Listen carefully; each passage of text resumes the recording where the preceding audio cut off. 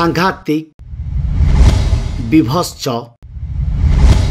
लोमहर्षण जाजपुर जिला बिंझारपुर थाना अंतर्गत मधुसूदनपुर गाँव में गत 15 तारिख सोमवार दिन नोडाल प्राथमिक विद्यालय परिसर मध्यरु मिलिथिला जने महिला रक्त चुड़ुबुड़ु मृत शरीर केही किछि भाबिबा पूर्वरु गाँ हो जाइथिला सुनसान आउ खेली जाइथिला भयंकर वातावरण।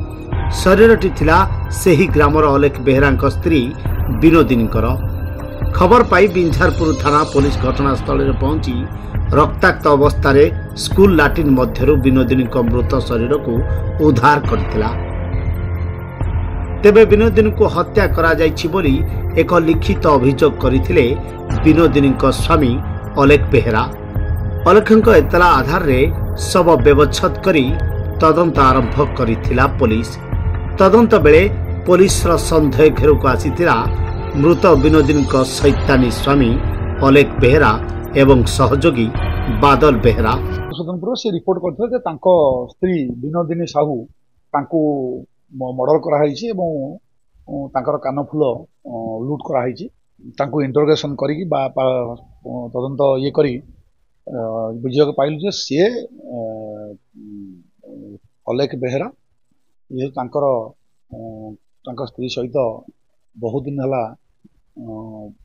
सेमती भल संपर्क नथिला एवं से जो बहुत दिन पुंजीगत असंतोष को सी प्रिपेयर कर रखी रड रखी सी छकी से दिन बसते ये गला फुल तोलिया से रड्रे तार कान को मारी से पड़ला आहरी 2-3 जगह इंजुरी करी सेठी हॉस्टल लाट्रिन भीतर थोई देकरी पळै आछंती।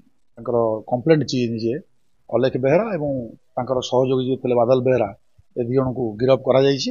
हत्याकांड व्यवहृत होतिबा रड टी को जबत करा जायछि एवं साइंटिफिक ऑफिसर साइंटिफिक टीम आसी से माने तथ्य प्रमाण सब संग्रह कर जाइछंती से दुजन को आज फरवर्ड करा। अपराधी जेते चालाक हेउना काहेकि कौठी ना कौठी छाड़ी जाए अपराधर छाप। पुलिस पचरा उतरा बेले शेष 2 जन जाक सत मानिथिले। एक लुहा रड साहाय्य निज सहयोगी बादल बेहरा सह मिसी विनोदिनी को करिथिले अति निर्मम भावे हत्या। स्त्री मानी थाए स्वामी को यह काल पर कालर देवता बोली, किंतु शेष नर पिशाचठु भी अति भयंकर पालटी गला सैतानी स्वामी। यहा परे अलेख बेहरा एवं बादल बेहरा को गिरफ्त करी कोर्ट चालान करी पुलिस। भौणी श्रीमती विनोदिनी साहू से बाहर मधुसूदनपुर अलेख चंद्र बेहरा को से गत 21 मसीह रिटायर्ड होते मेडिकल एलएचबी थे से प्रतिदिन भोर अंधारिया भोर उठिकी फुल तोलिया को पाख स्कूल बगीचा को जाती। गत काली भोर भी जाते कि फेरी नथिले खोजाखोजी पर देखागला जे से स्कूल गोटे पायखाना भितर मरिकी पड़ जाती।